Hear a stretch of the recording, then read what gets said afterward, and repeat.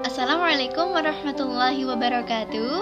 Perkenalkan, nama saya Widi Widayati, NIM 1921211128 dari kelas HKI 5D Fakultas Syariah UIN Raden Mas Said. Saya ucapkan banyak terima kasih kepada Bapak Muhammad Latif Fauzi selaku dosen pengampu mata kuliah Sosiologi Hukum kelas HKI 5D, sehingga di sini saya akan menyampaikan tugas mata kuliah yaitu mengenai salah satu yang diajukan, yaitu mengenai hubungan antara manusia, masyarakat, dan hukum. Dalam hal bagian ini akan dibahas mengenai hubungan antara manusia, masyarakat, dan hukum. Di antara ketiga hal tersebut memiliki hubungan satu sama lain, bagaimana saling mempengaruhinya. Nah, di antara ketiga unsur tersebut akan dibahas di dalam video ini. Berikut merupakan pemaparan mengenai penyebab di antara manusia, masyarakat, dan hukum saling berkaitan yang dipengaruhi oleh beberapa faktor di antaranya. Yang pertama, manusia sebagai makhluk sosial. Aristoteles mengatakan bahwa manusia adalah zoon politikan, yang dalam bahasa Yunani zoon berarti makhluk, sedangkan politikan berarti hidup dalam polis. Sementara Hans Kelsen mengartikan zoon politikan sebagai man is a social and political being. Pada dasarnya, manusia merupakan makhluk sosial, sudah menjadi kodrat manusia untuk hidup bersama dengan manusia yang lainnya. Bahkan, semenjak peradaban pertama manusia itu ada, didorong oleh naluri bertahan hidup, manusia beradaptasi dan belajar dari keadaan yang ada, di mana untuk dapat terus mempertahankan eksistensi ataupun bahkan meningkatkan kualitas hidup, manusia tidak dapat hidup seorang diri.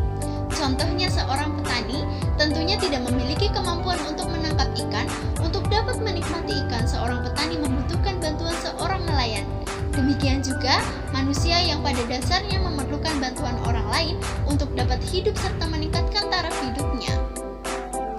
Bahkan di era modern sekarang ini, taraf kehidupan manusia sudah lebih kompleks, menimbulkan begitu banyak kebutuhan yang harus dipenuhi, memerlukan berbagai macam keahlian yang tidak mungkin dimiliki oleh hanya satu orang saja, sehingga pastinya manusia yang satu membutuhkan manusia yang lainnya, sehingga timbullah hubungan antara manusia, masyarakat, dan hukum dalam kehidupan.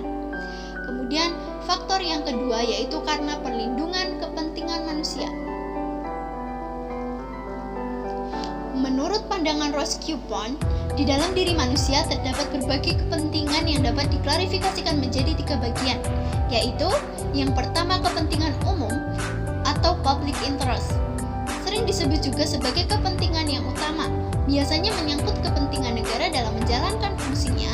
Kemudian yang kedua kepentingan masyarakat atau social interest, yaitu yang berhubungan dengan kepentingan masyarakat luas, misalnya kepentingan terhadap keselamatan umum, jaminan terhadap masyarakat, kepentingan kesusilaan atau moral, dan sebagainya.